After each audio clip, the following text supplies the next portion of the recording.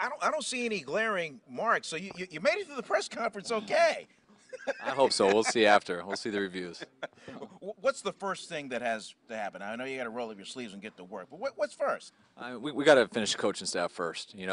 That's the disadvantage about going to the Super Bowl and stuff. You're behind the eight ball with that. You're not allowed to do anything until it's over. I've really had about 3 days now where I officially could do something. Right.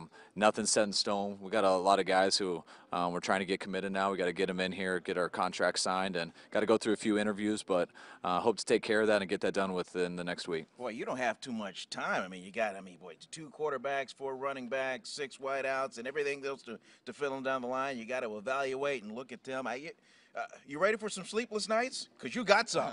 Yeah, I've kind of gotten used to it. It's been a while since I've gotten some sleep, and I'm looking forward to July when we get a little bit of time off. I'll sleep then, but it's there's a process to it. The first thing that's going to come up is free agency, Right. and before you can ever look into free agency, you got to know your own team. So once we can get our coaching staff settled, it'll be 100% commitment to learning our own players, and once we have an idea of our own players, then we'll figure out the free agency, and you see what you can get out there to improve your team. You know what the 49er Empire is thinking right now as they watch this interview? Kyle, get us a quarterback.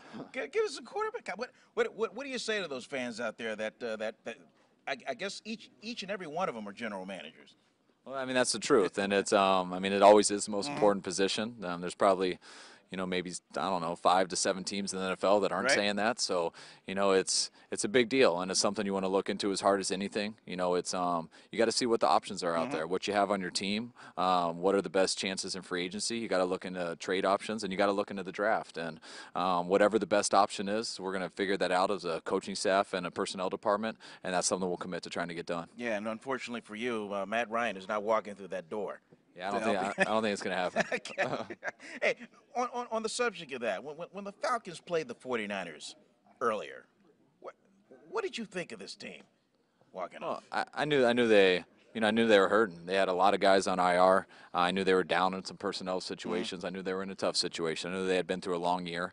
I know they didn't start out the year just being loaded or anything, but the way they got hit with the injury bug and us getting them at the end of the year, it was a tough situation for them. I have a lot of close guys who are on that staff, so I knew those guys. And just talking to them and studying them, I knew they were struggling from a personnel standpoint with the injuries they went through. In the world of hypotheticals, what would you have said if, I don't know, just somebody had just landed on your shoulder then and said, you know what, you're going to be coaching that team over there? I don't speak in too many hypotheticals. Okay. I've been warned never to do that or it'll get me in trouble. Fair enough. Fair enough. Steve Young gave me a text this morning. He said, make sure you ask Kyle, back in the days when you were a kid as a ball boy, all the times you stood by your dad as Steve was running the office, you kept telling Dad, have him throw the bomb. Have him go deep. You remember that? Yes, I do.